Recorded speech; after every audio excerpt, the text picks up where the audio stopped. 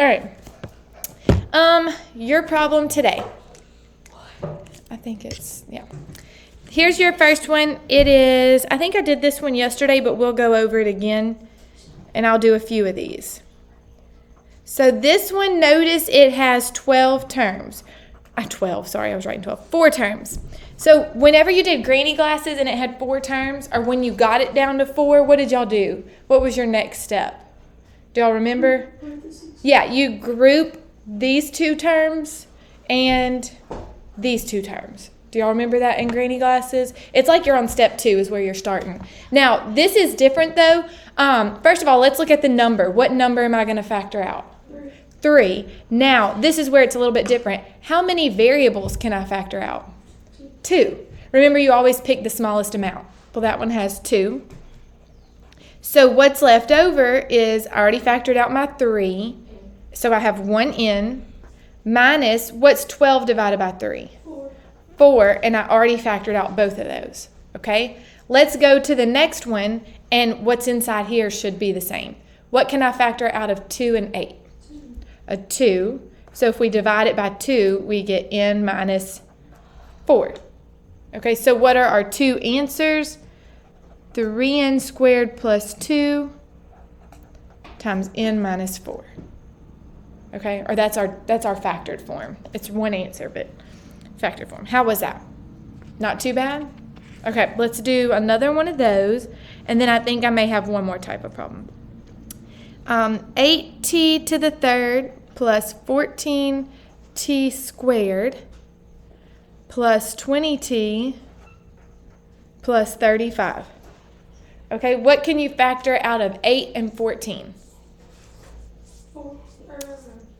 2. 2 is the biggest number. All right, how many t's am I going to factor out? 2. So I'll put t squared. And what's left over? What's 8 divided by 2? 4t. And what's 14 divided by 2? 7. And I already factored all the t's out. Oh, I should have grouped them, sorry. Now, what will I factor out of 20t and 35? It's 5. 5. So what's left over? What's 20 divided by 5? 4. So we get 4t plus 7. So then the 2 things that I have for my factored form are 4t plus 7. I usually write that second, but it's okay. 2t squared plus 5. How is that? Not too bad? Okay, that is problem 1. Let me make sure on the subtraction signs, or let me see what else I've got on your paper, because I want to make sure I go over everything. Okay, that one is fine. That one was fine. That one's fine. Here's one where number 4 may be a little bit more difficult. It has a minus sign. Oh, I'll do this one real quick too. They give us, let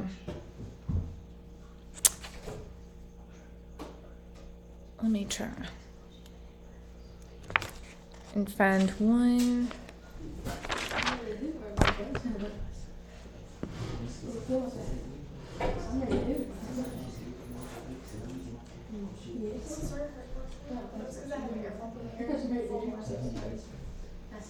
I cannot find one.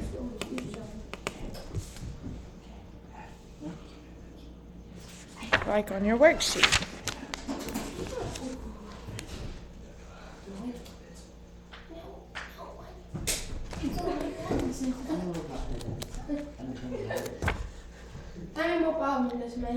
There's 2 more types of problems. I'm just looking for one that's like one on your worksheet. The ones in your book are a little bit more difficult, so it's taking me a second. I might just have to make it up. Okay, let me just make one up. If I have x to the third, or here, let me make sure this works. A negative.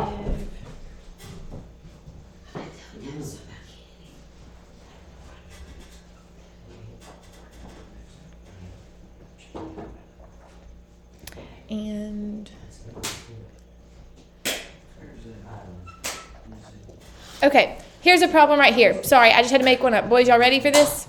Yes, ma'am. All right, pay attention. What looks different on this one? There are only 3 terms. This is the last 2. It's saying, hey, we've got the volume of this box. It gives us this trinomial. What are the possible dimensions? So if you're looking at volume, first of all, what's volume of a box? Length, width, times height. Volume has 3 parts. So when I factor this, guess how many things it's going to be? 3. That's going to be our dimensions. Okay, so they just use different wording. This one is a little bit different. Before I can factor, what's the difference here? It's only 3 terms, but how do we normally factor? We normally put x and x at the front, right? But how many x's are there? 3. Don't they all have an x? So I'm going to factor an x out of all of them. Okay, so we're going to pull that out first. What's left over? Well, x squared, then what? 3x, then minus 28. Okay, now does this one look normal? Now doesn't it look like something we can normally factor? So this is our first answer, x. That's one of my dimensions. So let's find the other 2 dimensions. What goes at the front? X and x. And what are factors of negative 28? Negative what? Well, we'll do 14 and 2. Will that add up to 3? What is another one? Boys. Okay, so negative 7 and 4, 7 and negative 4. What adds up to 3?